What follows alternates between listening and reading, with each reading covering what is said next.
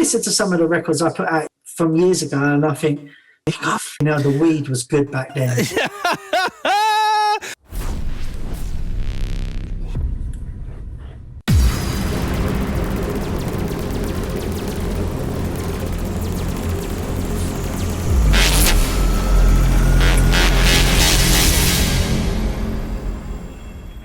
WOLFPACK What's going on? It's TC, and this is TC DnB Chats with DJ Phantasy. Firstly, if you're new to the WOLFPACK, a very warm welcome, and if you're not, welcome back. And if you find any of the information in this video useful, please smash the like button. If you're not already part of the community, part of the WOLFPACK, hit the subscribe button to receive notifications every time I upload some fresh new information. Also, don't forget to check out my samples and presets for Serum, Vital, Massive, FMA. Check out my t-shirts and hats. Follow my Anthems playlist on Spotify. Follow my Twitter, Instagram, Facebook, links in the description. In this video, I am joined by a legend in the scene, one of the most positive, hard-working people that I've ever met, and I feel blessed to count as a friend. The jump-up destroyer, DJ Phantasy. What you say, bro? You good? Insert crowd noise here. I got a bomb now.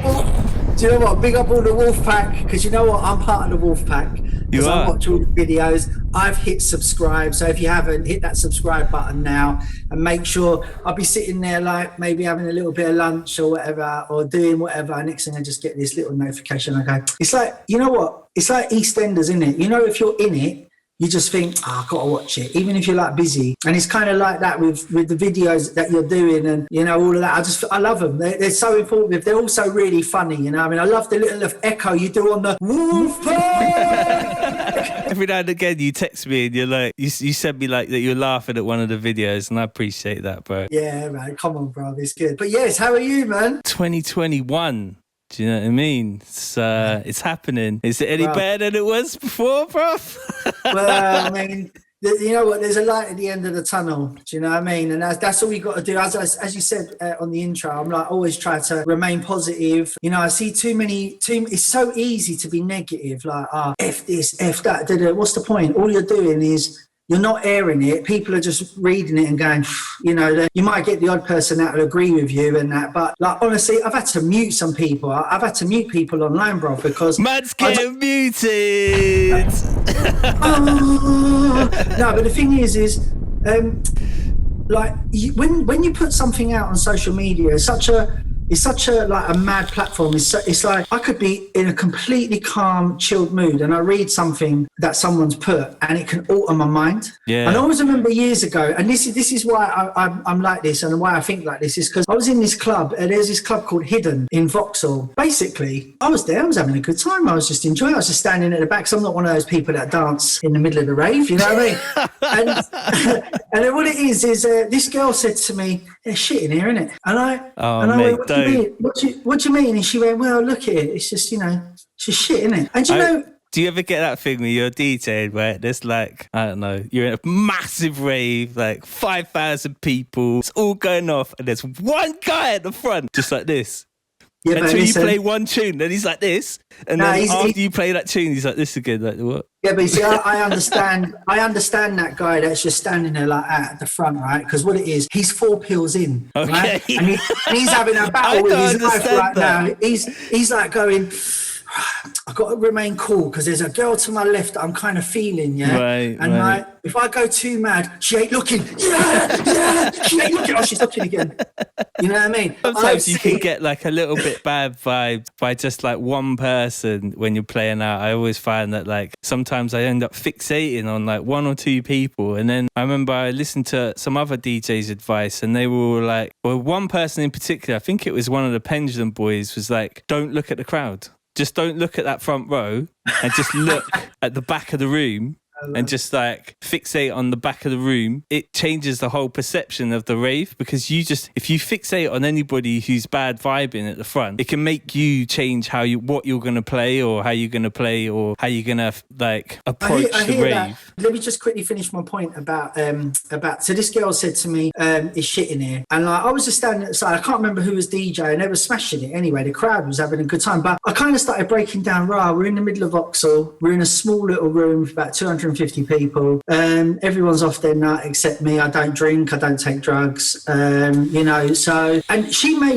what she said to me made me break down. I'm just standing in a room listening to music. I could be you know what I mean? I could be at home listening to music, and I've actually come out of my house and I'm standing in the room. And like, I just thought to myself, do you know what? She's bad-minded. Like, the fact that she turned around and said that to me, I was having a perfectly good time up until then. Yeah. But, so this goes to my point is, I see people online moaning about this, that, and the other. So I just think, if you ain't got something positive to say, just don't say it, man. Yeah, do you know what I'm saying? I just, if anyone ever drops like bad comments on my videos or on my socials, it's just an instant block. I don't even think about it. I'm just like, cool, later on, because I don't need that in my space. If it's like on videos on my tunes on other channels or whatever, I don't control that. I don't care. Talking about tunes on other channels, right? It's funny because I put one of my tunes from the album went up, and I see this comment from this geezer, and he went, "Yeah, I know the production's going to be better because somebody else is involved." And I laughed to myself. I really wanted to reply, mate, I've done everything. I've done the mixing, the mastering. I produced the whole thing. Like, what are you talking about? You're loving it, but you don't even realise you're loving what I done. Do you know what I mean? It's mad, isn't it? I mean, some people just get funny ideas in their heads about it. They don't know you. They don't know me. You know,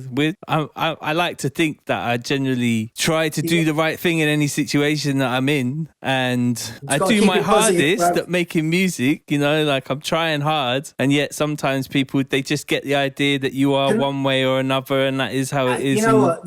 That you know, you can't waste time on them people. You got to like look at the people, like, and you see when you're doing your like tutorials and like your 30 tunes in 30 days and all that. Like, when I obviously will share them, because like, you know, you're one of my favourite artists, like, you know, Shy FX, you, anytime I've ever done an interview, you, Shy FX, Mackie G are my favourite, you know, going back from way back through to now, you know what I mean? That's why I'll always share stuff. But I've had a few of my friends will be like, they learn so much from what you do. So to me, that means more, because what it is you're putting something out there, and rather than, you know, the producers can be a little bit like, I'm not letting anyone know my tricks of the trade. So I think it's like really commendable that you do them things, you know what I mean? But I want to just quickly change the subject, and you see my t-shirt. Yeah. So these are my girls. Say that out now, get on the level. No.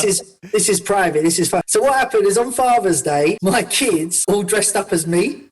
That's brilliant. And then for Christmas, this is what I got for Christmas. I couldn't start laughing when I had to take a photo. I was like, I didn't even notice. I walked in the room and I went, and they're all just sitting there with like coloured their faces. Oh my gosh. Funny. What have you been up to, man? I've just been making YouTube videos, just constantly. I've just been learning it all and just trying to make... You're not making them quick enough, bruv. I need them quicker. Well... One a day. I've been doing one a day. Some days I've been doing two in a day. And like, I'm just learning the process myself of like, you've got to record and edit, upload, all the things to make sure that it does all the right stuff, do the covers and all that business. So I've just been learning YouTube. I've been doing a remix sort of live, kind of recapping, making a whole remix from scratch that I did for that, like a gold coin. I got paid in a gold coin. I messaged you about that. You were like, don't be showing the gold coin. You're the same guy that said like you should do the video with the what was it? How my tune tanked as well. He's like, if I was your manager, because I said it. You shouldn't do that. Sorry. See now, I'm glad you mentioned that, because I wasn't gonna, but now you've mentioned it. The thing is I understand why you did it, but the thing is like, to me, it didn't tank. Like, the bottom line is, if you've got one person that's listened to that, which you had way more than one person listen to it, one person buy it, it hasn't tanked. It's just that, you know, you can't really set levels on this. I mean, I see people online moaning about Spotify, yeah? Like, I think Spotify is a great... Huh? I don't moan about Spotify. I think it's a great platform. Yeah. I think it is a great platform. Like, there's so many people that have discovered my music through that platform. So to me, like, when we make music, it's like giving a business card out. Do you know what I mean? And that's what we do. So if only one person has basically bought your tune or listened to your tune, that's one person that has could basically discover your rest of your catalogue. Do you know what I mean? So I think for someone that puts out such good content, I definitely would. That's why I called you up. I was like, bro, why did you do that video? I think the main thing was to I'm self-managing him without him even knowing.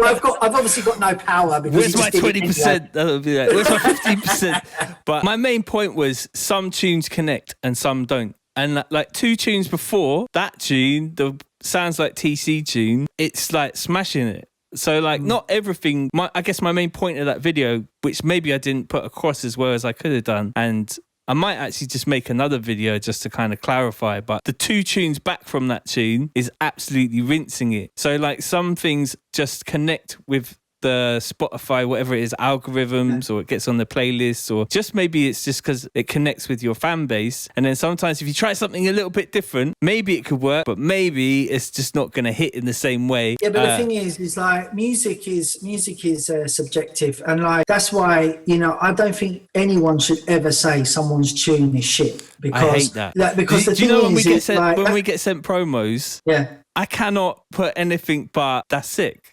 Because it's coming out, and if a piece of art is done, then it's art. It's not. Yeah. If they sent it to me 3 weeks before it comes out, before it's finished, then I'd be like, oh, maybe you should put a little bit more top end in the snare. Do you know what I mean? But like, well, look, or whatever. The thing is there's so many different levels on this, and so many different angles, and that's the beautiful thing about drum and bass is like it's such a big, massive melting pot of everything chucked into one. And don't forget, this is not new. This has been going on since way back in the rave days, when we used to just sample like 80s tunes and sample old rare groove, and then like the ragga and the hip hop and everything that come into jungle and everything like that. And now what it is it's splintered so many ways. And like I work with these guys, and they're like a lot younger than me. You know, when I first were going through some tunes, and they were like, oh, this tune's sick, and I was listening going, all right, it's good. I don't know about sick, but it is good. You know what I mean? Like I wouldn't put it in the sick category, but I just kind of thought to myself, do you know what, like it's just a different era. Because what I've noticed is a lot of the youngers that are coming through right now, they have this mad affiliation love for the old jungle sound from back in the day, like whether it was their mums and dads that were listening to it when they were growing up. So their early sort of experience with this music was listening to mum and dad or older brother and sister listening to I don't know, like a bloody, you know, telepathy tape or whatever, you know. Yeah. And so what it is they're kind of coming into that age now where you can hear that in some of the music they're making, like even though it's like kind of more modern and it's their take on it. But I just don't think anyone should ever say someone else's art is shit. And going back to your Tanked video, which I don't think the track tanked, because as I said, look, I never leave comments, right? Ever. I actually had to leave a comment on that video, and you could probably insert it here. Oh, what, I could probably put it in there, yeah. Exactly. I'm making sure he's got a load of editing to do later.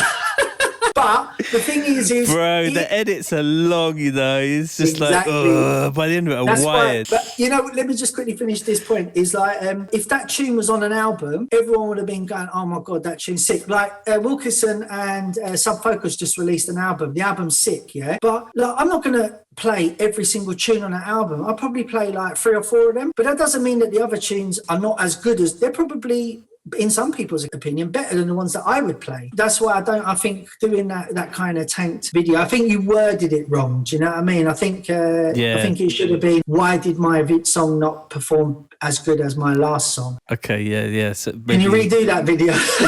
Just delete it. It's fine. I really like YouTube, because YouTube, you could just sort of like, it doesn't feel as kind of pressured as all the other social networks, because you can upload a video whenever you want and it doesn't affect the algorithm. So I could put a video up at 3 a.m. and it's still going to get the same amount of views. They don't like, it's not like a time critical thing. And like, maybe not all my fan base will know how deep the roots of this music go with you. Like when was your first release, bro? Like quite. My first release was 1990. I think I made it in 89. Or was it 89? It's called Jeffron. Like me and Carl Cox remixed it about a year and a half later or something. So Carl Cox done a remix, I done a remix. Well, we was in the studio together. We did it at Jack Smooth Studio. Right. So I've been. That was my first release, and I'm actually in the process of gathering them all and re-releasing them all. Yeah, I've seen that. You told me that you found a bunch of like your older releases on vinyl, and actually there's a massive market for that sound. And like you were saying to me, maybe I'm gonna like try making some tunes in that old style. That's which right. I find super interesting. What I've done is I've actually got, obviously the pandemic has kind of put a bit pay to it, but I've got Gemini out of retirement. That's my old partner from back in the day, Fantasy and Gemini. Martin Mayhem, DJ Mayhem from Basement Records, who is now Martin Ikin, the big, massive house producer. He wants to get involved. Jack Smooth, the legend, you know what I mean? Jack Smooth is an absolute legend. And it's quite unfair, really, because Jack Smooth's done so much for a lot of people way back in the day and never really got any recognition at all, like, you know. And then what I did is Aquasky contacted me and he basically said about, you know, your records are, you know, there's one of your records selling for like 200 quid. And I was like, well, I've got about 20 of them here in the bloody thing. You know what I mean? I was like, what do you mean? Anyway, and I didn't believe him until he showed me. I was like, wow, I can't believe someone paid that much money for the tune. It could have hit me up and I'd have probably get some for the postage, you know what I mean? But anyway, just cut a long story short, we decided to repress 2 records that I'd done and they sold out. I mean, you know, I was one of the first people to stop doing vinyl. Do you know that? I was one of the first labels to actually drop vinyl and go digital. Right. And did you say why? No, I said right. I mean, those people are super particular about those records as well, aren't they? Oh, mate, serious. Yeah. Like, I had one copy I sent to someone, and it had, you know when the record sometimes as it spins around, it just wobbles a little bit. A little bit of warp. It's, you know, just where it's been sitting on the shelf for years. He hit me back and sent it back to me, so I took it in it because I was giving him a refund. Yeah, I weren't going to argue over it, but they are very particular. But you know what? I got a lot of love for them because their passion for music that was made 25, 30 years ago is crazy, man. And so what I decided to do was like, I can make that stuff without even thinking, do you know what I mean? And like, so I decided, I just thought what I'll do is call some old heads up and we'll just get back on it and just do a few. Are you making it with the same equipment that you used to use, or just like in the same style? Well, so it will be the same style. Now, I won't be able to do everything in the same equipment, but Jack Smooth will, because he's got all the equipment that we used. Wow. So what we'll do is I'm going to start the ideas here. I'm going to send them to him because he's in Portugal now. Right. So what we're going to do, and then we're going to get everything ready, and then I'm going to fly over to Portugal and stay with him for a week, and just like basically when we get to the finish point, and then just do it like that. So that's the plan. You know, just sort of being able to go back and do stuff like with the knowledge I have now. But listen, we used to make music. We used to go in the studio, just rap a spliff. I used to turn up with about a box of records like this thick, and I would be like, right, just get the sample that, and I'd just be sampling, and I'd just go, right, put it all in. And there was no, let me better drop the EQ off compressors. Nothing. No. It was just raw, like really raw. And I think that was what was so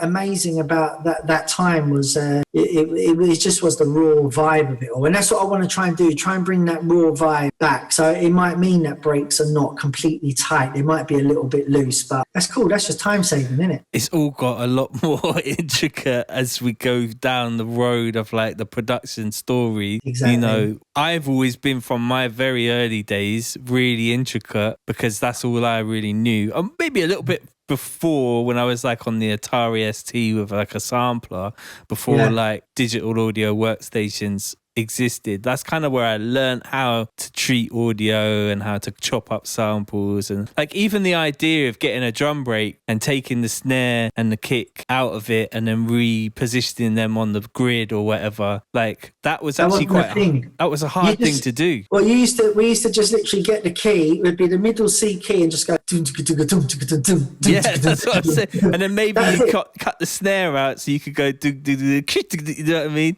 Yeah. I've had it where I've bought old samplers before, and they've had loads of stuff on them from previous producers, and like you can see how they were treating their breaks and stuff, and it was literally like, it was not that sort of like razor's edge kind of chopping. It was just literally just like slam it in there. And anything went. Yeah, so are you missing the travel aspect of it? The only thing I've missed about in this whole lockdown is basically going out, performing, meeting people, because I'm the type of person that I won't always go in the back entrance. I'll go in the front, and then I'll just like chat to people, because you know, like, I just think we're drum and bass is the envy of so many other music genres in the world, because our people can actually they can message us, they can come up and say hello, they can say, can I have a photo, they can have a banter with you about your football team and all that. And you can't do that in-house. Like with SASS and the shows that we've been doing over the past 3 years, like we'll get in a van, we'll be in our van and we'll go straight in, and next thing you know, they just pull up right to where we're staying, and we walk in there and there's like Steve Aoki, Armin van Buren,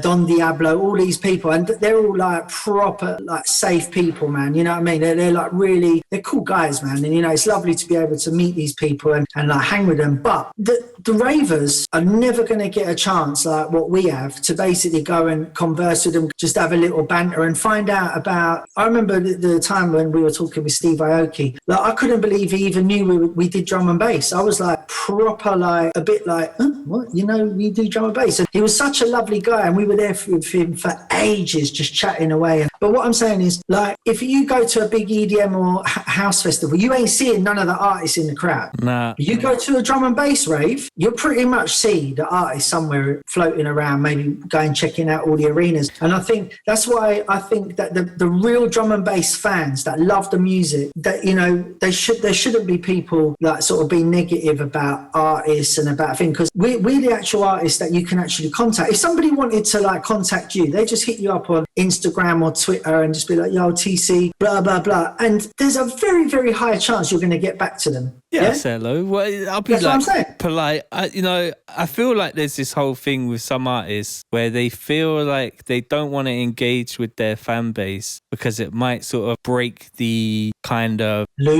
aloof nature of who they are. And I think sometimes I kind of could have made a mistake by being so open on socials and being so like easy to contact, because sometimes I just think, is it better to have that illusion to you as an artist, or is it better to sort of like be as engaged as maybe you or I are? Do you know what I'm saying? I mean, for me, look, you know, I ain't no more special than anyone else, and no one ain't no more special than me. That's what I feel. Like you're not like, I don't know, I don't Lady shit gold Gaga coins or whatever. I don't shit gold coins. Do you know what I mean? Like one thing I don't understand, if we're playing somewhere, like we'll promote it on our socials, or if I have a release out, I was speaking to this label. I won't say who it was, but I was talking to a label guy, and we were talking about how well releases were doing and that. And I said, I mentioned a track by one of their artists. I said, that track was sick. And I said, how did that do? And they went, didn't do well at all. And I was like, why? And they said the artist never even promoted it themselves. And I was just like, that baffled me, because why would you spend even 8 minutes in the studio making something and then not tell people that you've done it? Do you know what I mean? Like the bottom line is like, it just, that bit, that psyche I don't understand that. Do you know what I'm saying? I guess maybe they're thinking, the label's going to put money into the advertising of it, and I'm so amazing that I don't need to promote my music, or, you know... I don't get it either. Like, you see some people just do a release and then it's just like they just have like the artwork or something, and there's nothing really around it to push it. But I think it could be difficult if maybe some of these people aren't really that sociable and they're not really like extrovert, so they can't really get out there and do, I don't know, stuff like this, or, you know, live streams or that kind of stuff, because maybe that could be quite difficult, especially some of the like most intricate and like deepest producers. You know, some of them have got like Asperger's syndrome or whatever, and they're just like very, very sort of insular. So maybe that's what sort of part of who they are. So I guess you can't really like. But you could still put the cover up and just put out now with the link. Do you know what I mean? Do you think some people don't even do that? Bruv, this is what this guy told me. Some people didn't even... Well, I can't say that. This one particular guy didn't do that. But we released... I was involved in an album that was released recently. And there was 3 people on that album of 17 or 18 tracks, something like that. 3 people never actually even promoted that they had the release out. And I actually said to them, what are you doing? And they're like, sorry, I didn't see it. I was like, really? I know I messaged you because you replied replied going, yeah, wicked, thanks. Like, so the thing is, I just think to myself, like, you can't, like, not being funny, but people are not mind readers. When this video's done, if me and you don't go, yeah, check out the video with Fantasy, check out the video at TC, no one ain't going to come and look except for those people that have clicked subscribe. But you know what I'm saying? Like,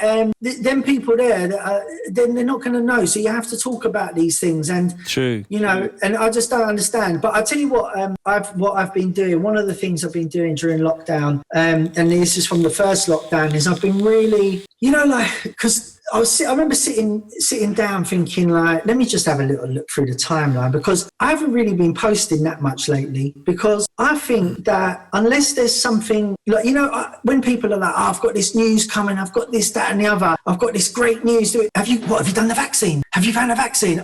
Is the clubs opening? Yeah. Right now, they're the only real sources of good news that I'm really wanting to hear is like the vaccine. You know, I'm not, you know, it's not big news that you've got a record out. There's like 600 records that are coming out every week. Do you know what I mean? It's, you know, here, talk about, yeah, I've got this new thing coming out, but it's not big news. Do you know what I'm saying? That's why I switched up my content a little bit, because if I can't be doing all these raves or playing these big shows, or, you know, this doesn't really seem to be any point in showing myself like DJing in my bedroom or anything like that. I'll post for like releases, but I really want to bring like information to new producers, help them come through. Yeah, like all of this stuff is just golden material for people to learn about, like how you should be in the industry and like production advice, and just sort of bringing information to people feels like what I can bring in terms of value if I can't go down there and just leng out raves, you know, like, because that's what I love to do.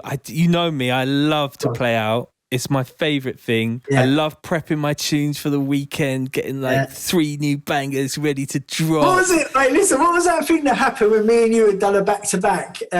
Something happened. I can't remember what happened. And I don't know if I pressed I pressed the wrong button, and all I heard was you go...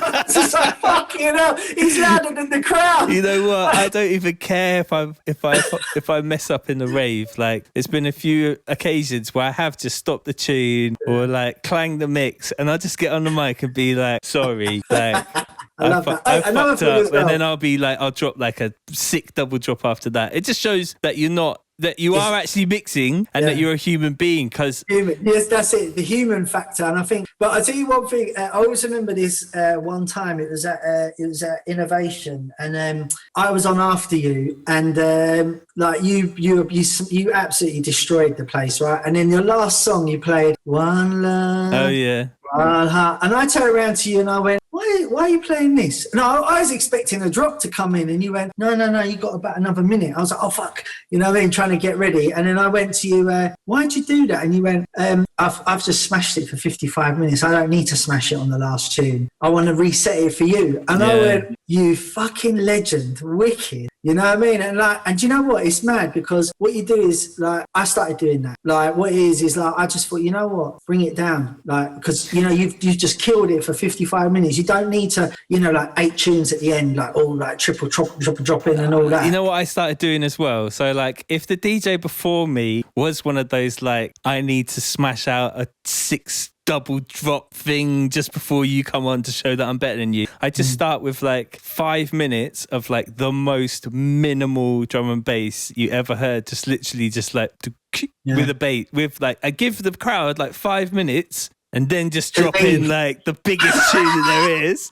Do you know what I mean? And just be like, you know, I don't need to come here and be like, I'm the greatest now. Like, it's just not what I never really, from a DJ point of view, if the guy before me is going to rinse out the audience, I know that they probably just heard an hour of like absolute madness. So then I'll come in and just do little 5 minutes in the beginning, just a little bit like chilled out music, and then just like hit them hard after that. And just, I guess it's just reading a crowd, isn't it? At the end of the day, like, once you've played your 400, 500,000th gig, you're just like, okay, Like, I understand what this sort of like this room, there's different size rooms. Sometimes you're going to come on in a festival setting and like, yeah, maybe you have to come a bit more like larger than life. But like in a club setting, really, and that's my favorite raves, really, is the smaller sort of 400, 300, 400 A lot of people say that. I mean, for me, I just love the big, massive things. Like, you know,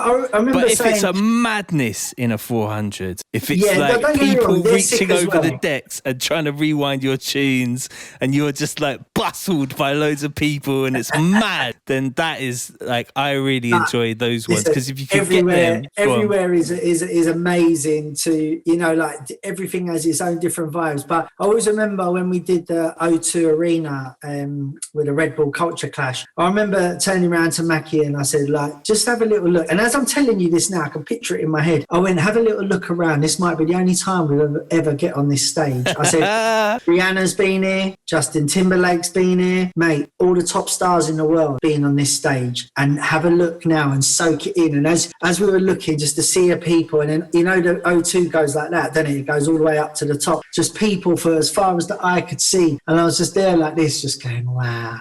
It's mad, isn't it? Yeah, it's mad. And like, I've done gigs like in Los Angeles with like, I think it's called the Palladium in LA. I'm not sure if that's what it's called. But playing after like a dubstep guy and like actually still smashing it. And it's a similar thing. I just think to myself, how blessed am I to even be stood on this stage where, as you say, like the biggest artists have been. I mean, there was one New Year's Eve where I played before Nas, like... Wow. In like Perth, Australia, and like it's such a blessing to be stood on those stages and do that stuff. And now I'm just like, it's kind of killing me to be sat at home, but I have to do something productive with my time. You know, I just got to be doing something. The thing is, what you are doing is productive. I mean, Skibber has been like doing his live streams. Like, I mean, he's like streaming sometimes 3 times a day. He was like, bruv, you need to do this stream. And I said, no, you know what, bruv, that's you, man, innit? Like, you know, just like you do your thing. I said, like, you know, if everyone starts doing it, it just kind of dulls it down a little bit. Do you know what I mean? But what I've done is I decided that I needed to come out of this lockdown learning stuff. So I've been learning to like play the piano a little bit more. I'm still not Liberace, if that is right, Liberace. I hope Liberace ain't the painter. No, he's the pianist, I think. Yeah, I'll do that. But I'm a Picasso. I'm not Picasso, like. I've been asking other guests. Well, I've only had like 2. This is the 3rd one, so congratulations. You're on the 3rd, thank you. DnB Talk. Let's go. But when do you think we're going to be getting back into the swing of things? People saying like end of this year's. People say, I'm thinking 24. What? 2024? I don't know. I just feel like maybe it's might be like that. I was thinking April. I spoke to our agent in... I got a gig next week in the diary, bro, but I just do not think it's going to happen. Like a big one too. Every weekend, right? Every weekend. Like, you know, when you've had all of the dates in the diary throughout the year and you're looking, you're like, fuck, I should have been here. You should have been there. Do you know what I mean? And it is so sad. But you know, one of the saddest things is that generation of kids, that 18-year-old just leaving A-levels and just before they go to uni, they've missed a whole summer of going out, like their last sort of time with their friends and all that. And I mean, we did Reading and Leeds like last year, and I'll tell you now, it was like mental. I remember when we stood there, I was looking out of the crowd because I you know, going back to what you said about that guy in the front row, particular show in Reading, like that was like one of my recent favourite shows because I remember looking, and I brought my kids with me and my wife, and I remember looking around, I was looking at them at the side of the stage, and then I looked out at the crowd, and Reading, right, the whole crowd is just going, dum, dum, dum. They're all just bouncing. Oh, there it is, dum, dum, there it is. It was mental, and I was just standing there going, fucking hell, this is crazy. It's blessings, like, man, isn't it? Yeah, it is. It's like drugs, isn't it? You just want more. So, like, if I could, like, inject that or take a little sip of that. It does have to end at some point in your life. That's the thing I've realised is at some point, unless you're like DJ Derek or David Rodigan, like, and you want to be stood on a stage at the age of 70 doing that thing, then that's cool. What else am I going to do? True, I suppose that's it now. I always remember Jumping Jack Frost said years ago, and he put up this post, and he went, DJs never retire. The phone just stops ringing. Oh gosh, I mean that's dark. I was like, no, but it's true. Have you ever seen a DJ ever in your life go, right, I'm retiring? Well, Never. maybe in like some other DJ worlds, but not in drum and bass. No, Never in drum and bass. I cannot think of any DJ that's ever announced they're retiring. And I mean, like literally retiring because they've done everything. They've hit the, not. Oh fuck yeah! Hold on a minute. Oh, but they're just retiring the name, right? They're not retiring. They're still going to be. This is still going to be performing in mine. Yeah. It's still good. It's just the name they're retiring, not. I don't know. Were they supposed to retire in 2020? Yeah, I think they're not going to now, but I think it's a good sort of like if you want to get that final really good tour in, you could just say you're going to retire. Yeah, and then go, oh, you made us change our minds.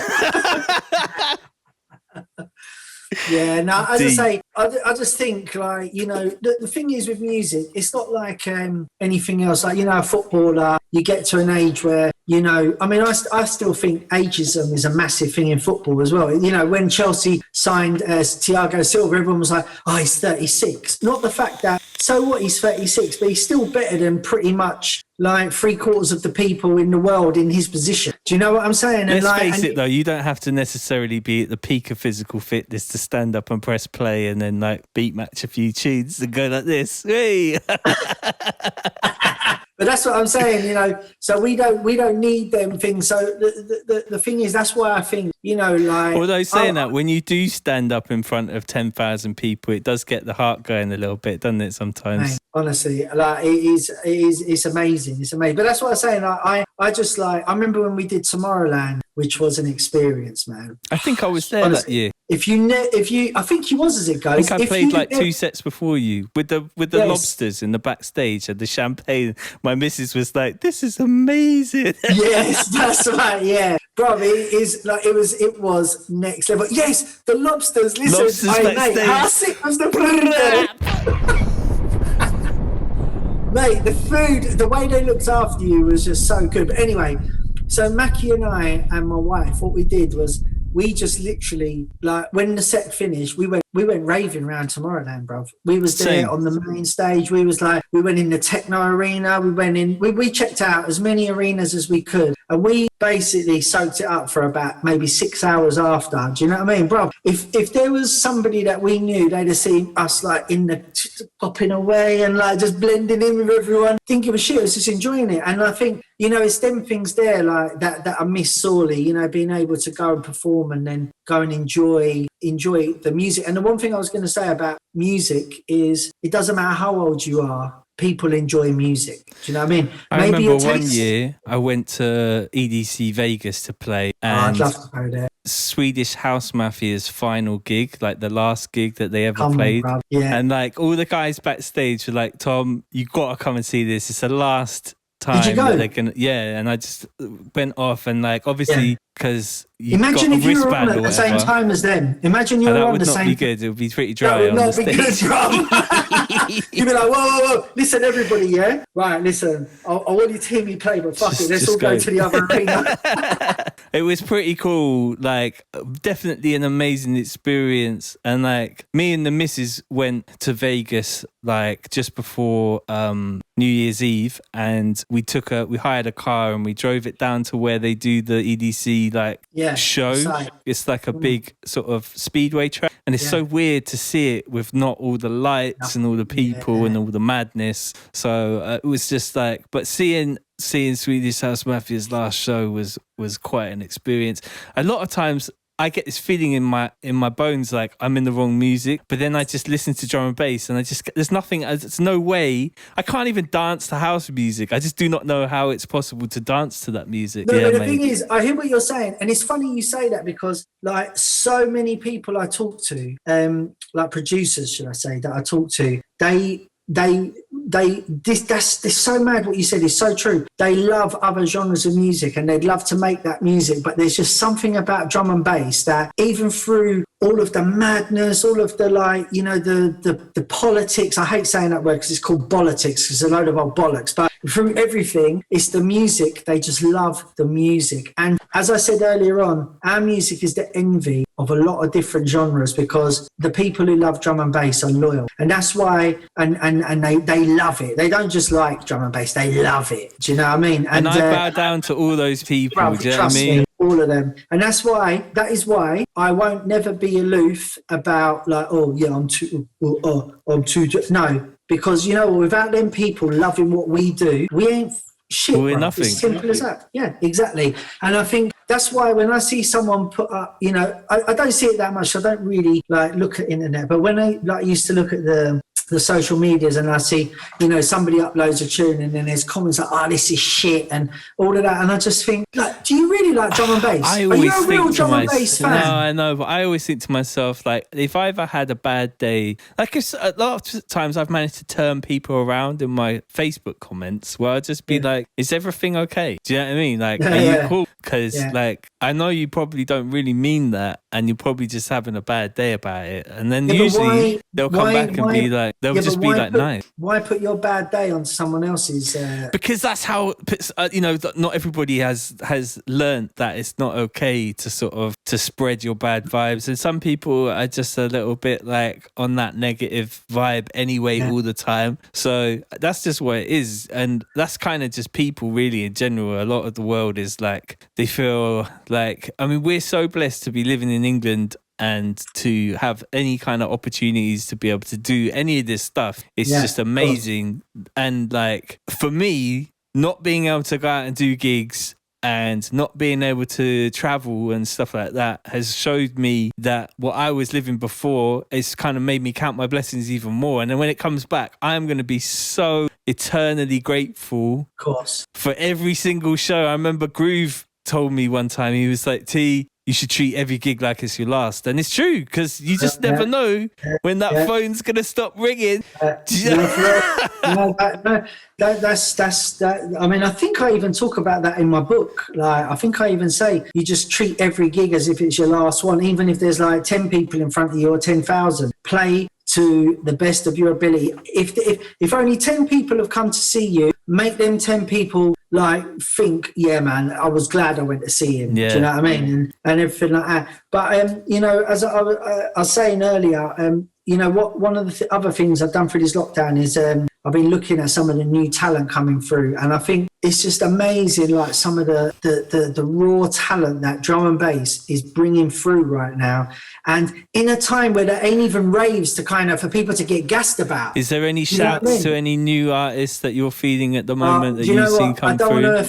I don't want to offend anyone by missing them out, but there is so many, man. So one of my favourite people, like there's so many great artists about, but one of my favourites that caught my attention online was a DJ called Cara, and like she just got some great energy. She's just got such a great vibe. There's also a kid called Kinetics, like absolutely wicked. Also, the females that are coming through right now, Georgia Phoenix, Jazzy Lioness. I mean, there's some mad, like, it's just like, honestly, drum and bass is blessed with some of the talent that's coming through.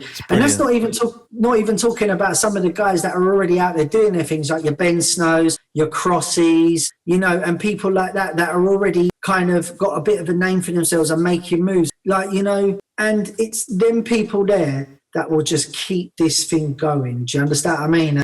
Bring new vibes and bring new angles to it. And then what they do is, hopefully, if they're smart, I mean, I think they are smart enough because they're making waves in their own ways. What they'll do is they'll look to people like you, what you're doing, just check out your videos and everything like that. Take some inspiration. They know we're only on the other end of the phone if they ever want to talk to us or whatever, get some advice and whatever, you know. And I think that's what, like, people like us in the business who've been in it for so long, it's our duty, I believe, to like look after these kids coming through and make sure that they do things right. You know, I always kind of think the people like I work with, like, you know, I always try to let them know what I did wrong back in the day. Do you know what I mean? And like, hopefully they won't make the same mistakes. Do you know what I mean? But I always remember when I was first starting out and my first time playing at Innovation, and you know what it's like at Innovation, you turn up and like you go hotel, and then there's not really like a normal gig where you'd have someone like an artist liaison or whatever, or it wasn't back in the day. So like they just tell you your set time and you wouldn't even really know how to find the club or anything like that. And I remember Groove was like, T, don't worry, I just like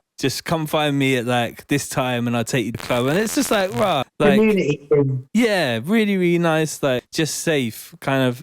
And that's how I always am if I'm ever on tour and there's new artists there, just polite and like, I'm not telling anyone how to do what they do or anything like that, but just like, that's just how you got to be, innit? Just try and help people out. I remember Skibber one time was at Motion and he looked like he'd sort of done 4 gigs already and he looked really tired and he was sat on the side of the stage and I was like, are you all right, bruv? And he was like, oh, it feels so good. I was like, I just went and got him like a lemonade, like, sweet, just something to sort of raise the blood sugar levels. And he was like, bruv, thanks so much. Because I just know what it's like. It's like, and I'll get drinks for people on stage if they're not getting looked after or whatever. I'll just go grab them like a beer or something, just because it's, from my point of view, it's just about making sure that the show is good for the crowd and for the people. And if the DJ hasn't got a drink, he's not going to be like enjoying himself. So I'll just go raid someone else's rider in the backstage or whatever.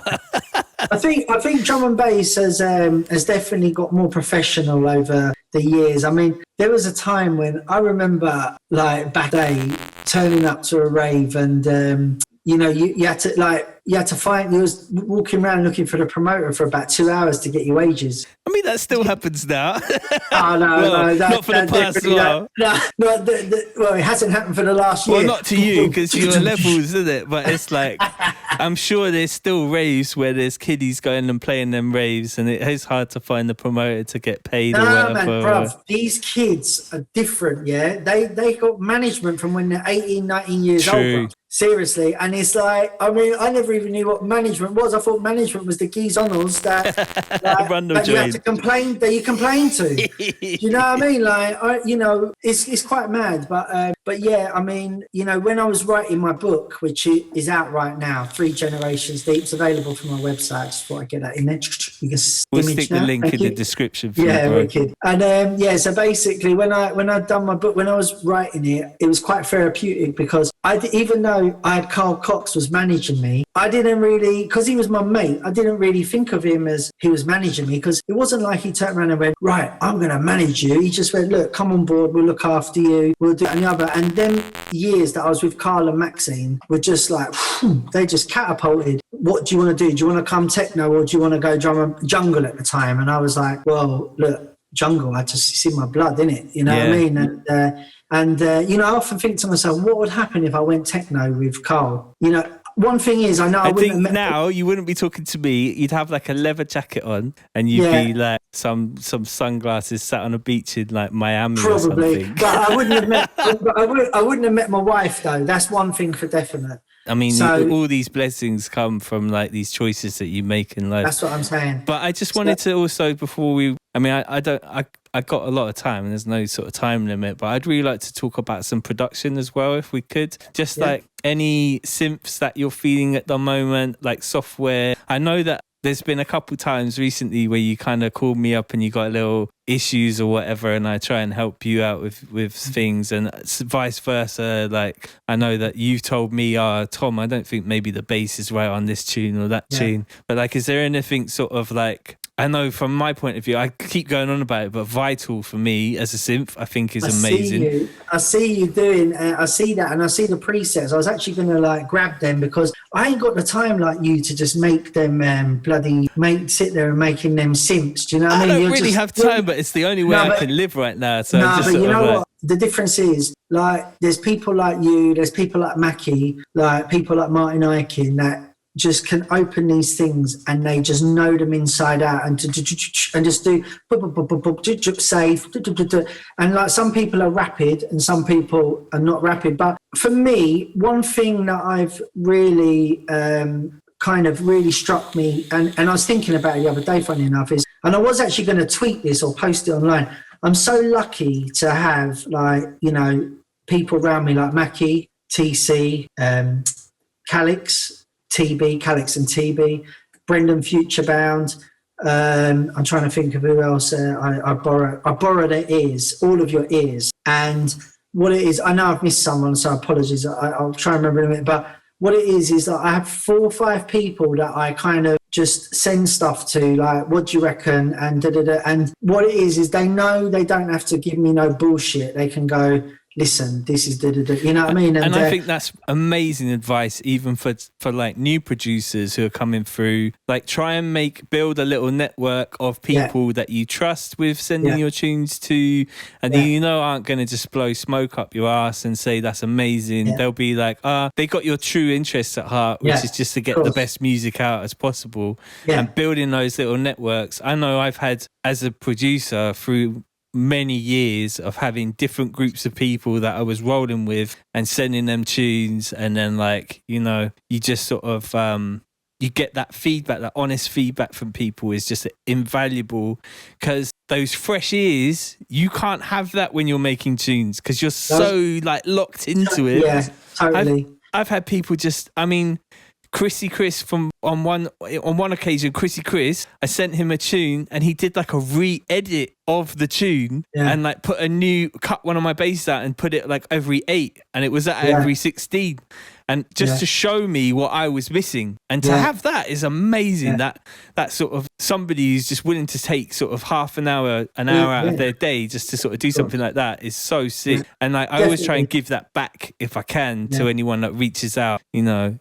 I'll tell you, like, see, just recently, and look, I've been doing this a long time, and I keep saying to people, the beautiful thing about music is you just keep learning. I'll tell you what I've just learned about. The last thing I've learned about is, you know, on the FabFilter Pro Q, you know, like you can actually use the sides thing, and I didn't actually realise you could actually just EQ that without affecting the rest of the EQ. So mid-side EQing where you have an EQ band. Just what I would do is I would do another plugin to try and sort that, and like, it was basically, Calix said to me, "What are you doing? Like, why are you not doing it inside it?" And I was like, "What are you talking about?" And he opened it up, and he just went, "Right, do this, do that." I think he weren't even in the studio. He was doing it off of memory. He was like, "Can you see this button?" And I was just like, "Oh fuck, I didn't even realise that." But that's what I'm saying.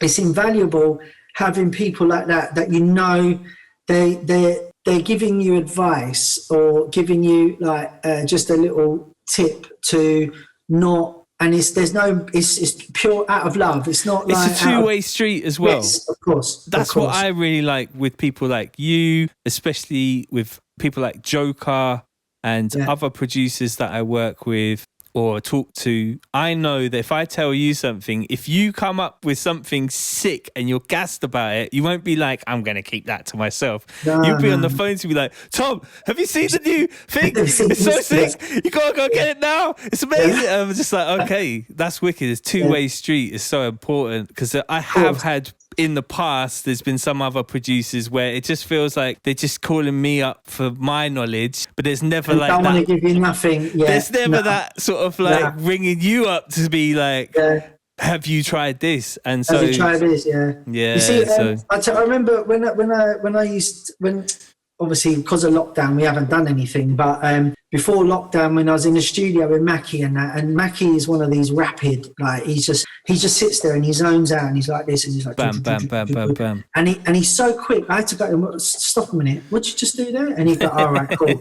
And he'd go, "Right, basically what I did, file, and I'd be like, "Okay, now," because I'm like a sponge. If I'm interested, I'm like a sponge, innit? I will soak that shit in, because I know I might only be told once, might only be shown once, so I need to remember it. And I'm not like that. I have to listen to podcasts like 10, 15 times, 20 times over, and then it sort of sticks. But if something, as you say, if something's really interesting, you know, I might even put a little note in my phone, actually. Like, that's quite a good thing. I do that. I do that with notes. I'm like, you know, if I'm talking to you and you're like, I remember that vocal thing I sent you, you know, the one where you said, "What I love about this, it just sounds like you." And when you were talking, I was just literally I actually wrote it on a piece of paper. Like I've got notepads here where I just write loads of shit. So I've just been making little notes and you're going, "Yeah, what you should do, and like this, that, and the other." And so I will take that. And I think that for producers, that's really important, to be able to have that set of ears that are not going to lie to you, that are going to listen to it with a completely different like listening. Like you say, when you're in the studio, you hear something a lot. It's why I always say, listen to a song 7 times before you make a judgment on it. Because right, yeah, fair. That's a big piece of advice, man. 7 times. 7 times. How many times have you listened to a song and gone, I don't know about that, and then you go out and you're like, oh, what's this? And they go, oh yeah, it's blah, so blah. many times, bruv, where I have ignored a promo and I hear it in the rave and I'm like, how did I miss why? this? And then I go home and I search my emails and it's right there. And it's because, do you know what? Metric done Hackers, yeah? Big tune. This geezer Rob, sorry, his name's Danny. I call him Rob. Fuck knows why. Anyway, this geezer Danny, a friend of ours, he basically turned around to me one day. When the lockdown eased and you're allowed to see people, we did a social distance barbecue. No one had seen anyone for like fucking 6 months, so we wanted a little bit of normality. It was the first time I'd actually stepped out of my immediate area to go and do something, yeah. Anyway, so went and done it. Everyone was being respectful and all that. And he went to me, yeah, you know that tune, Hackers, it's sick, innit? And I was like, yeah, man. And I was thinking, is it even out yet? Is it even out? And then I literally went and realised that it was on. And it was on his album. I went and had a look and the feedback, and it was the track I picked. And I was like, oh my God, like the feedback was something like, OMG, sick. You know what I mean? It was a moment, that tune, I had it from early, and when you cut into that, it was just like a real nice moment, and it gave you the time to sort of get another tune ready to sort of like do the surprise double drop. But this is what I'm saying. It's like, but what it is like, it was only when he said it to me that it made me think, oh shit, is that even out yet? And like, so many times that happens as well, where it's like you might hear that tune or someone will come and tell you about it, and without having that network, again, we're getting back to the networks, right? Yeah. So without having that network of people that you talk to, you're not going to know about certain tunes, and it could be like you can't just lock yourself away and just be like on your own in this game. You've got to definitely have people that you talk to around to highlight those tunes, listen to your tunes, that kind of stuff. So you told me you said Sonar works, and I've heard Sonar works, as I've heard this a lot, and I don't really know about it. I haven't got it. Right, so let me tell you. I don't have acoustic treatment yet. So no. So the other person that one of the other people is Urban Dub. Big up Pete. So he's another set of ears I use, right? So Pete, I sent him a tune, and he's like, this tune's good, but there's no bass. The levels in your studio, and if you've got too much bass, it will basically EQ your system accordingly. And I'll tell you now, I got it on the Black Friday sale, which was obviously, it was a bit cheaper, so I grabbed it then. I tell you now, I didn't actually put it on for about maybe 2-3 months or whatever, but I thought one day, let me put this in and see what it's like. Oh my God, when I set it all up and I actually went back through all of my tunes from my album, I couldn't believe how there was no bass in any of them. It was like, it was like sounding great, but just that was gone. And then what it was but when I listened to it in my studio, too much bass in the studio, right? Yeah. So what SonarWorks done? SonarWorks as you've got this little microphone thing, and you put it in certain positions. It's all it's on your screen. It shows you where to put your microphone here, put it here, put it here. So now when I listen to, I have it on when I'm producing, right? And when I turn it off, obviously, so right. I listen to and I'm like, oh, that's too much bass, but I know, no, ignore it because it isn't. Then now, whenever I give it, put it in any system, whether it's on my phone, whether it's in the car, even if it's on the laptop, it sounds great because what it is the SonarWorks has sorted it out. So I have been telling anyone who calls me about it, please. Like, for example, I work with Ben Snow.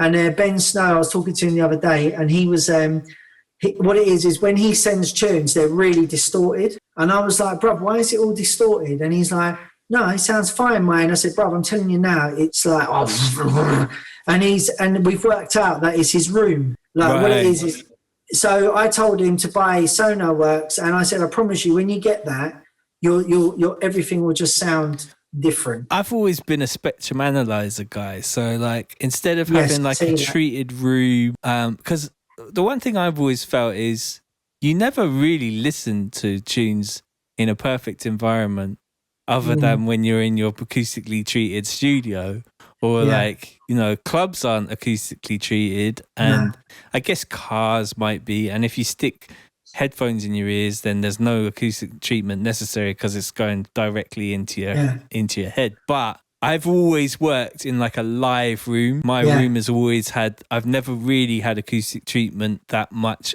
Maybe a couple of studios that I've had a bit, but I like recording in a acoustically treated environment so that I can add my own reverbs to the sound. So like, I wouldn't want to record vocals or anything like that anywhere that didn't have like a dead sound to it. But when I'm mixing down, I've always felt like, because I'm never going to really be listening to this tune in an environment that is perfectly acoustically treated, then is it really worth having it, like making it in that environment? And maybe I'm lazy and I should just put up acoustic treatment, but I'm not sure. I've never worked that way. So, but going back to like the bass side of it, with a spectrum analyzer, I can see where the bass is and where the kick is, and like, because I'm really experienced in that side of things, I know that it's the right amount of bass most of the time for that tune because it's hitting a certain place, like on the spectrum analyzer. Well, do you remember, I mean, like, the thing is like, obviously you got to remember, you're one of those people, like, again, I keep referring to Mackie and Martin May and Martin Aiken. You're one of those people, being lucky enough to work with you and them, like, that just has just a natural knack of doing stuff. So what it is I remember your spectral analyzer when we were in the studio and you were looking at it and everything like that. But there's one thing you did say to me about Ableton. Sorry, you didn't say it to me about Ableton. You put a post up about it and I was like, oh my God, that is so true. Ableton does something to the sound of your tunes, not your tunes, tunes in general. Yeah. And it makes the bit rate, it makes it not as loud, like if you open up tunes that are bounced out of Ableton, there's like chunks missing, bro. Like it's not a good sound. Like there's this one guy that I listen to, he does talks and he's a mix engineer. He mixed down Jay-Z's 99 Problems, and he says if you're watching, like, if you were reading a piece of text and someone took out all the vowels, you'd still be able to read it, but it would be hard work. And it's the same as listening to a file that isn't perfect. If you're listening to like an MP3, or if you're listening to something bounced out of Ableton, your brain's having to fill in the gaps, and it makes it almost a stressful experience having to listen to those tunes. And you don't know it, like you're not aware of it, but it's not a comfortable experience. Whereas that's why I've switched back to Logic now for my new productions, because I always used to use Logic, and Logic always seemed to have like this feel to it. But I don't mind Logic because I've always used it. That's the thing. If you were on, are you Cubase? I can't remember. Reason as well. Originally, but Reason too, right? Yeah, and Ableton. Yeah, I've used Studio One as well. Yeah. I tell you one program, right? When I did the work with K Motions, he uses oh my God, what is it called now? What's the other one? Fruity Loops. Fruity Loops. FL Studio. They don't want to call it Fruity Loops anymore. I'm telling you now, that kid is rapid on that fucking FL. And you know what? The maddest thing is... Camo and Crooked are on that as well, I think, FL Studio. Are they? Yeah. Now, I remember when Fruity Loops first come about, there was this whole thing in the scene joke about... thing, isn't it? Like, you might as well just be making your tune on the PlayStation 3. Exactly, yes! Remember that, right. So the thing is, though, but when I went there, because I went there and it was all like blocks and all that, and I was a little bit like, huh? Now, all the doors have kind of similarities. The only thing I hate about Logic, right, is back in the day, everybody was on Cubase, and then they all went like, Logic's the one. And me being like the sheep, like at that time going, oh yeah, everyone's buying Logic, let me get it. So I went and got Logic like a dickhead. And I basically had the worst 2 years ever. Logic was always really complicated. It's not the same anymore. Like, it used to be you had to sort of know about the environments bit and like move stuff around in blocks. Bruv, and it was like creating like a soft synth or something. One edit, if you go into Ableton, you just click done, right? In the Logic is file, select, then it's not so much anymore. I think they've kind of fixed a lot. I used to really like it when it was eMagic and it was like version 5. That was really good when they got the automation running. And then I left Logic because Logic it got bought by Apple. And then there was a couple of things that just made it so that I was just like, I'm not about this. There was one thing where you would drag something around and it wouldn't put it on the bar. It would always be 0.000 like 3, or it was never like bang on the bar, and all my tunes were like slightly drifty, and I'm like, I'm drum and bass. 0.3 of like a sample or whatever, 3 samples out, and like a DJ's going to be like, it's clanging in the mix and it's not going to work. So like I was really sort of bad vibed by that, but they fixed all of those issues now.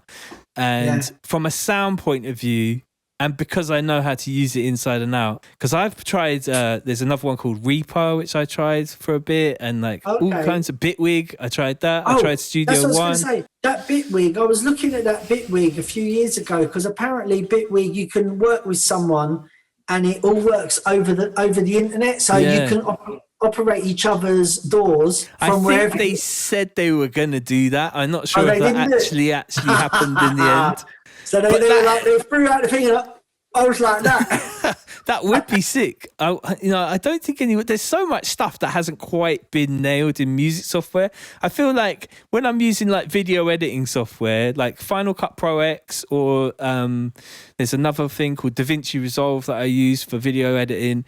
And like, it seems like because that's such a bigger industry, they just like their software is so much more professional and it's so much like more sort of stable, and they've had to work out all of the issues with it because people who do video just be like, I'm not going to use this software.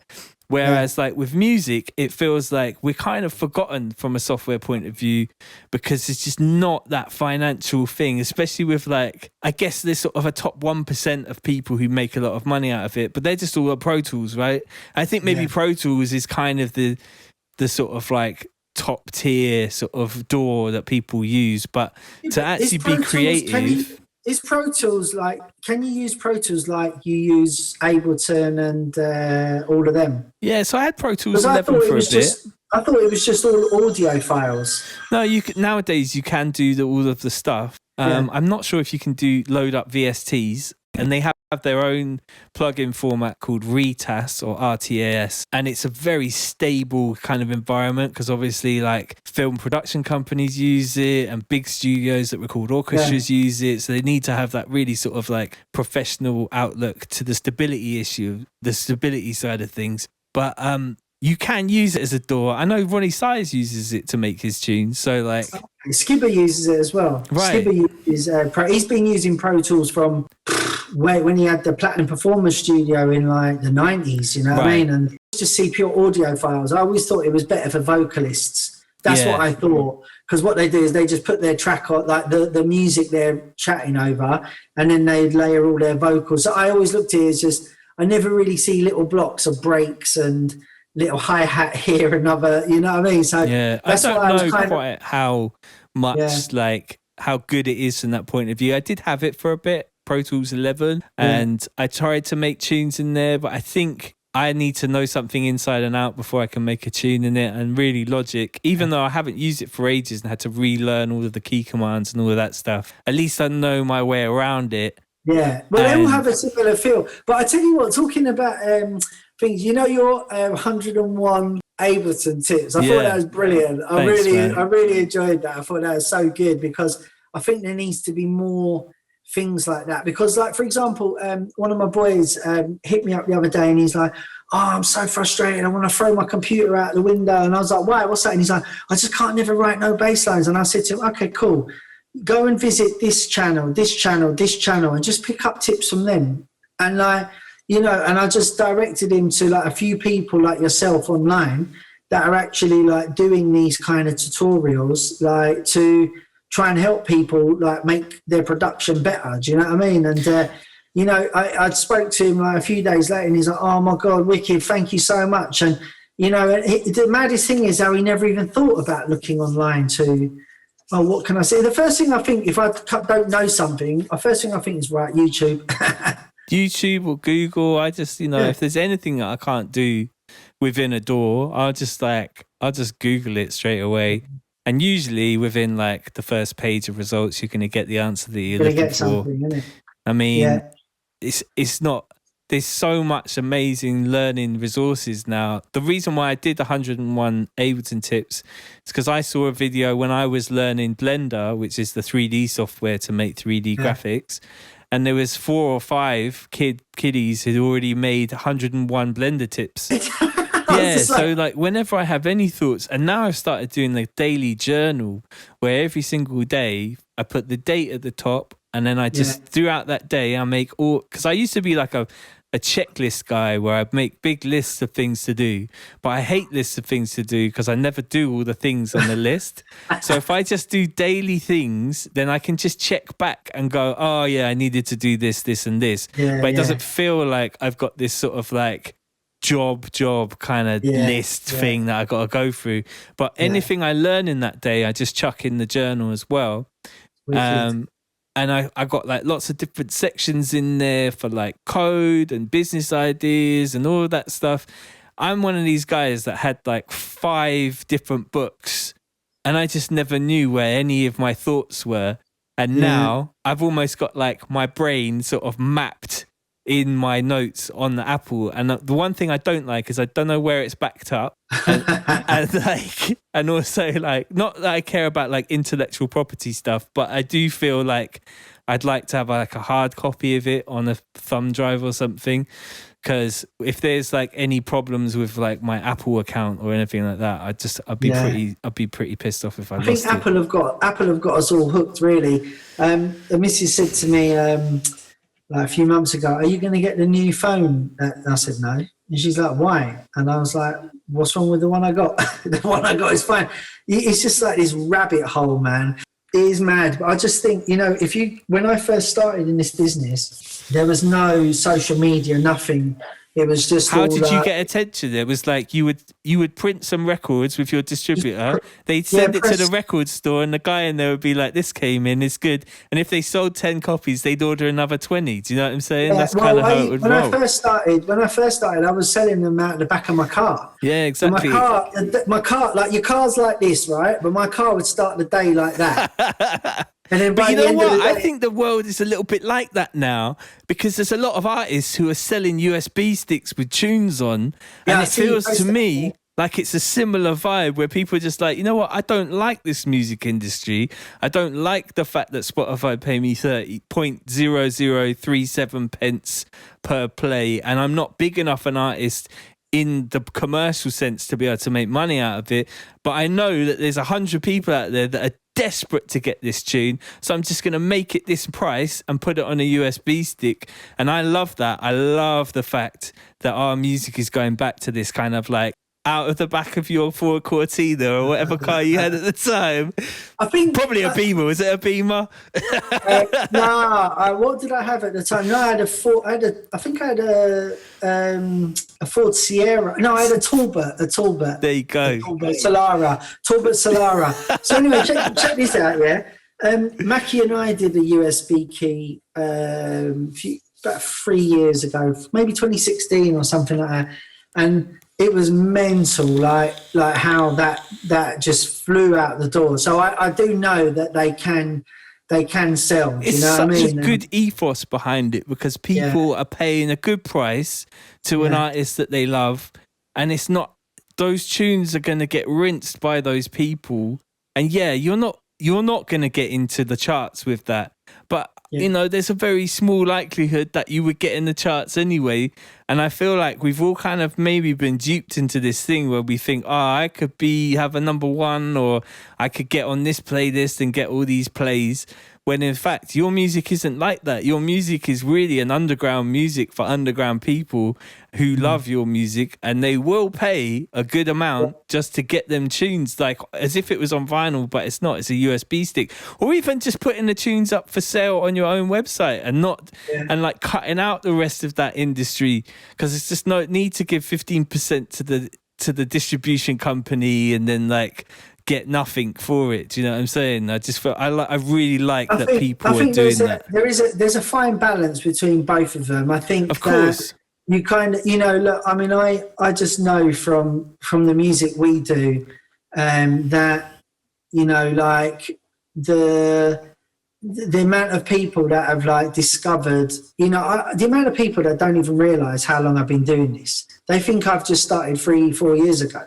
Yeah. Do you see what I'm saying? And it's mad, but it is what it is. And, you know, you just got to roll with it. And I'm not one of these people that post up, oh yeah, I've been doing this for no one gives a shit. I don't think that would help you, to be fair, because it's not I think about they're that. really interested in what you've done last week or what you're about to do next week. And I think another thing as well, like my daughter, I remember we spent so much time making this video, right? We did this video, and I heard my daughter come across it on social media, and let's say if it was Let It Shine, it went let it, and then it stopped, and I went, oh, did you not watch the video? She went, yeah, I see it, and I went, no, you never. I just heard it. She went, yeah, and I realised then that people look for 3 seconds at your video, like on social media, and they move on, and it's 3 seconds, and then I don't necessarily know if that's because these chats that I'm doing, these DnB chats, are the most successful things that I do.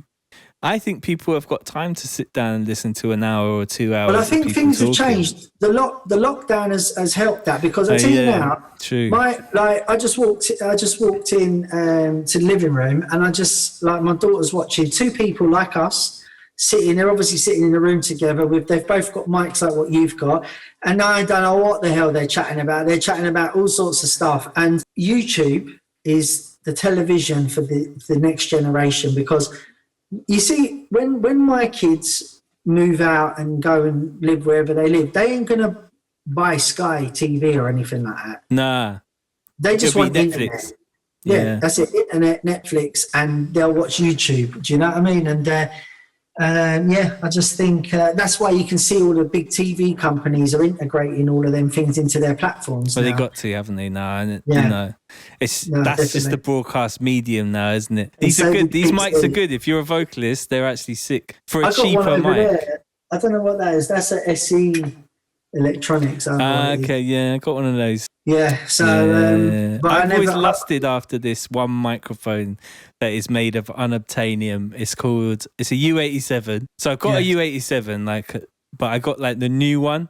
But what I really want is this vintage new U87 from like from the 70s to the 80s. They made these mics, and they still make them now, but they use all kind of like integrated components on them now. And the older versions, did they have valves? Did the old ones have them valves in it? Not valves. They were still solid state with transistors, but they did have a transformer in them, and you had to put a battery into the microphone too. And the sound of those Neumann U87s is just amazing, and they're like $4,000 to $5,000 a piece, and it's like.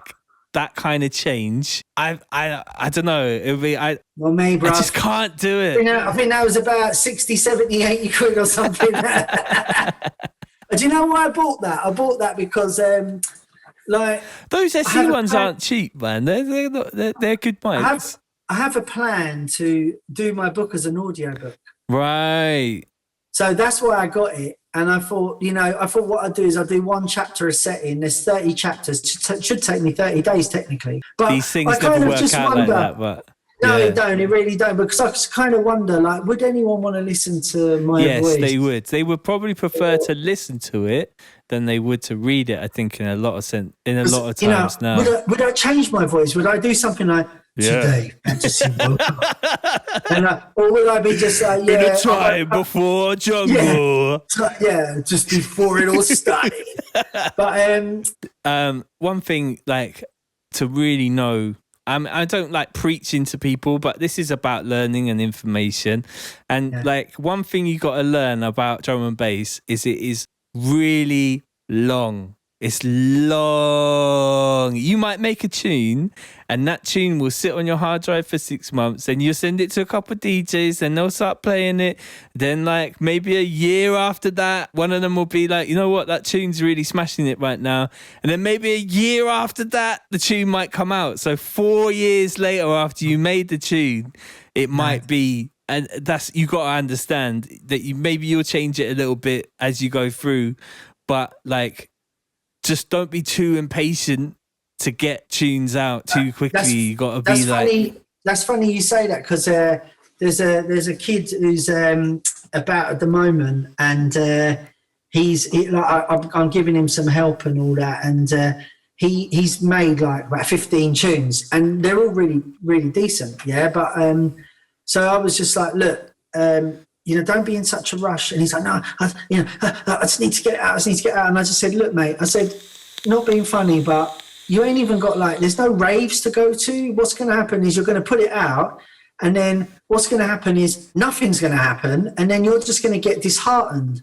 And then what happens is drum and bass loses a potentially great artist. I think what it is there's always this expectation. So what happened is he got we all get the expectation of it's going to be the biggest tune in the world.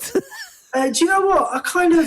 What I've tried to do over the years is I've tried to separate myself from falling in love with my tunes too much, because if you read someone saying, oh, this is shit, you'll just get the ump.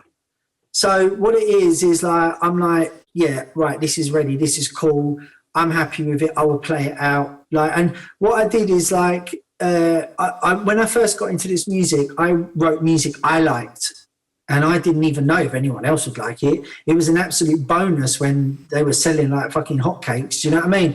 Then, as I got more embedded into the scene, I was making music that I wanted Hype and Andy C to play. Yeah. Remember, I was out playing at the big raves way before Andy and Hype. Do you see what I'm saying? But what happened is, as time got on and I got embedded into the scene, what happened was I was making music, hoping that they would play it. And then when they didn't play it, I'd be a little bit disgruntled. Then what happened is, I remember, and when I heard, I actually remember saying to Mickey Finn, I will never go to the studio again. Fuck that. Fuck the studio. I was so anti-studio. I'm going to do something else. And Mickey Finn said to me, shut up, you're chatting shit. You'll be back in. And he just said, Steve, shut up, you're chatting shit. You could never leave. Yeah, do you know what I mean? So then what happened is Flux Pavilion, he done that tune, I Can't Stop. And that tune set something off in my head. And I went, nah, man. So do you know what I did? I went back in the studio with Martin Ikin, and we wrote anything but drum and bass for 1 year. We've done dubstep, we've done a bit of house, a bit of garage, everything. Never released none of it. All I did was I wanted to just basically get back into the vibe. And then I decided I'm making music for me. And if you like it, that's a bonus. Yeah. If you don't like it, as long as I like it, that's all I'm happy about. Because I listen to some of the records I put out from years ago, and I think, fucking hell, the weed was good back then. Oh gosh, I've been dropping bombs on the video. I had to drop one on that one, but I remember back in day when I was just coming through, and there was this certain producer that was, I don't want to say it because it's gonna come across slightly negative, but it was a guy and he was big in the scene. And he said to me he didn't like his tunes. And I was really shocked that, how can you not like your own music? You spend so much time with it. You put so much of your energy into it. And I just never understood how somebody could spend all that time and be so ingrained in the scene and be such a big part of it, but not. And whether he was just saying it, I don't know, but it definitely felt like it came from the heart, that he was just like, I don't like my tunes. I don't like any of my tunes. I'm not going to say it, but I think I know exactly what you're talking about. But the thing is I love my tunes. Oh, me too. I wouldn't put them out if I didn't, but I don't get emotionally attached to them, because when someone starts stripping it down, like, for example, that guy that wrote that comment, the reason this tune is good is because of who he did it with. We've been living with this for years, though. That's the thing. You got to get a thick skin in this game, because when I was putting tunes out years ago, there was Drum and Bass Arena, and the little clip would come up on there, and everyone could leave a comment, and everyone would just be like, it just sounds like this, or this is shit, or rare. And you would just get so used to seeing that some people are just going to hate on you. And my missus hates it. If anyone does anything negative, she gets all riled up. And I'm just like, But this is what I'm saying. I just don't care. This is what I'm saying is, if you really, really love drum and bass and you love the culture of drum and bass, no matter what it is, if you love jump up, don't slag off liquid. If you love rollers, there's certain promoters that I play for that I know they don't necessarily love my tunes, but they know that I'm a part of this and they love drum and bass, so they book me. Do you know what I mean? Yeah, it's so blessed.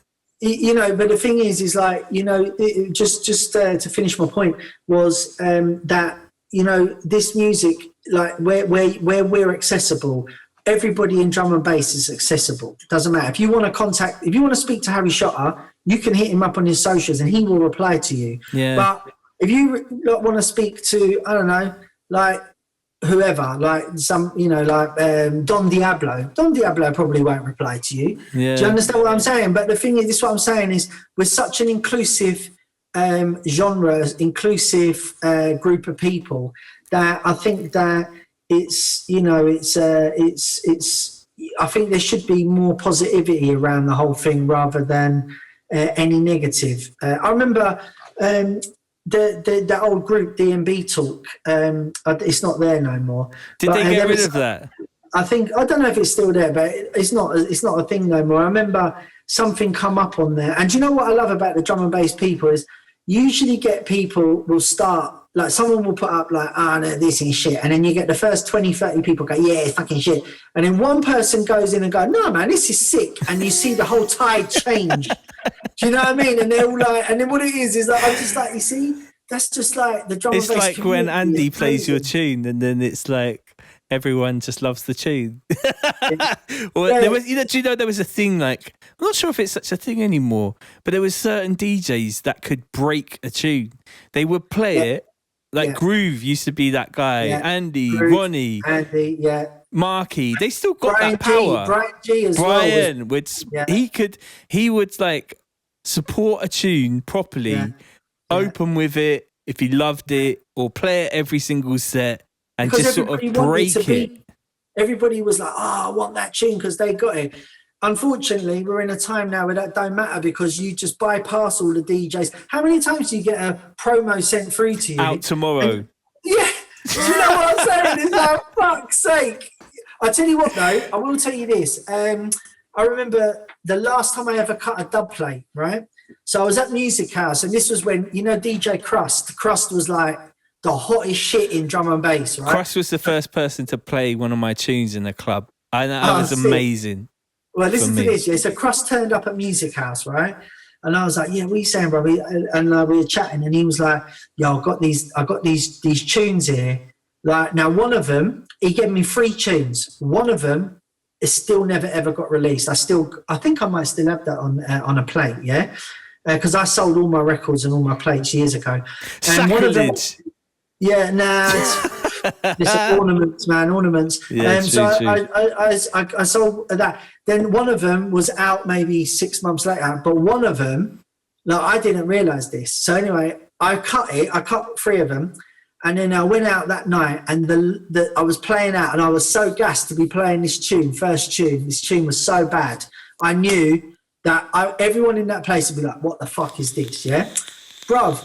This guy, there was a local resident on before me, and his last tune was the tune I was about to open up with. Oh, no. And I went, hey, I said, where'd you get that? And he went, I work at some shop in Colchester. I can't remember the name of it now. He goes, I work at this shop. And I went, what, in Colchester? And he went, yeah. And I went, so how have you got that? And he went, it come in today on test press. Ouch. And I was like, okay. And I thought, I've just spent fucking £50 cutting 50 this. quid. You know what? I never cut a dub plate again after that. You didn't bother? Nah. Was that just when CDs were coming through anyway? Yeah, CDs were coming through. And I just thought, now that wasn't Crust's fault because, like, Crust just handed me DATs, innit? And I was just like, man, I was like a kid in a sweet shop. I was like, I love that. I was just fucking, do you know what I mean? But the thing is, I just thought to myself, I just spent £50 on that dub, and it's not even like that kid got it for free out of the shop. Do you know what I mean? And a lot of DJs probably bought a house in dub plates, is what I think. I know, definitely. Definitely Andy Hype would have done that. Groove, 100% Groove, Fabio. They probably bought fucking 5 houses in Dubs and Frost, all of them. But you know what? Don't get me wrong. It's you know, the dub plate time was, that whole music house movement was amazing because it was like the social club community. Yeah, you know, like some eras, like in my dad's era, they used to go to the Gouty Moor in Cricklewood. Like it was like a famous Irish place, and all the Irish in London would come there and have a drink, and that's where you met your wives and you know, your future, your people you worked with and all that. And Music House was our thing like that, except for it was just all geezers. Yeah, I was never in that era. I was like past that era. For me, I never, like, I didn't even really know about it until I learned about the history of everything. Yeah. But that had all finished by the time I was coming through, really. Yeah. Which is, I mean, it is what it is. It was still very strong in the culture, though. And all of the people that went to Music House, even though we were all switching to CDs and then subsequently over to USB sticks, everybody in that was still trading tunes on AIM, and that was a thing. So I kind of got in on that game. Yeah. So like I was kind of a part of like the tail end of that era. But yeah, it does see, you know, that community. The thing that I feel that comes through most from that is probably almost like a competition element, where like one person will come with a dub, and then everyone would be like, let me cut that. And then probably another producer would hear it in there and be like, I need to make a tune that is better than this tune. And, you know, that feeds creativity, bro. One tune. You don't forget, a tune back then was like 6 minutes long. It'd take them like 2-3 minutes to set up. So let's say 10 minutes clear. Like if 10 man wanted that tune, you could be sitting there just chatting, and you could be there in Music House for like 10 hours and like get like 4 tunes. You know what I mean? Because everyone would be like, yeah, I want one of them. And you'd hear a voice from outside, Randall, be like, yo, cut me one of them. And you're like, oh, for fuck's sake. But if it was your tune, you'd be like, yeah, run that through. Yeah, and then if they didn't hear it, you go, yo, Randall, did you hear that? You know, put him on the spot. He has to go, yeah, I'll cut it. Fuck, I was pretending I didn't listen to that. But listen to this, yeah. It's quite funny because, you know, we talk about like being like, I think one real important thing for people who want to be in this business is just be cool and be humble, because there's some. I was talking to TB the other day, and I never knew this, right? So he turned around and he went to me, do you know that you got me into the Paradise Club for free? And he goes, I was 18, my mate was 17, and we just come over from Norway. He goes, and we were with Hopper from Hopper and Bones. He goes, and you met us outside and you got us into Paradise Club for free. It was my first ever rave. And I went, no way. And he went, yeah. He goes, and I'll always remember you for that, because he phoned me up about something, about there's a master he's doing for me, and there was a little issue with it. And like I said to him, do you know what, bro? Thank you so much for taking the time to kind of tell me that. And he went, do you know what? And then he said to me, you won't remember this, but when I first come to this country, you actually got me into a club for free.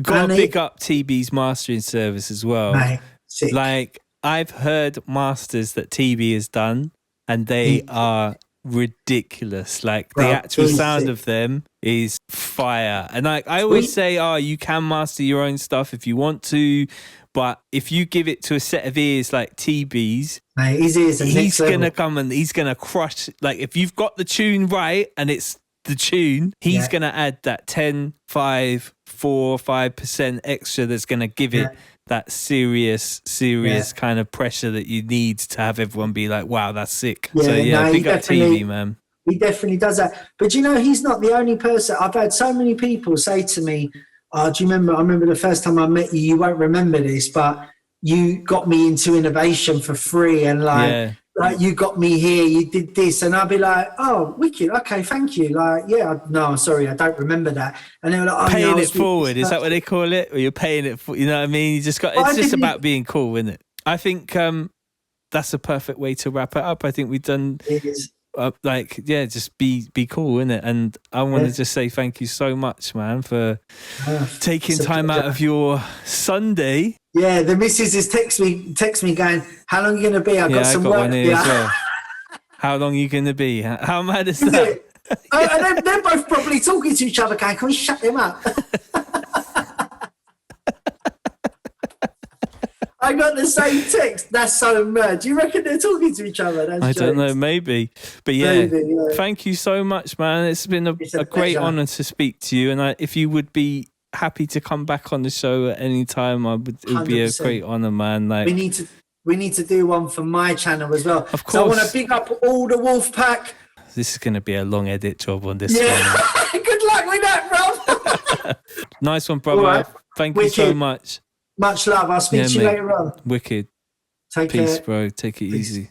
So if you found anything in this video interesting, please smash the like button. Don't forget to hit subscribe and hit the bell for notifications so you can keep up to date with all that's new from me.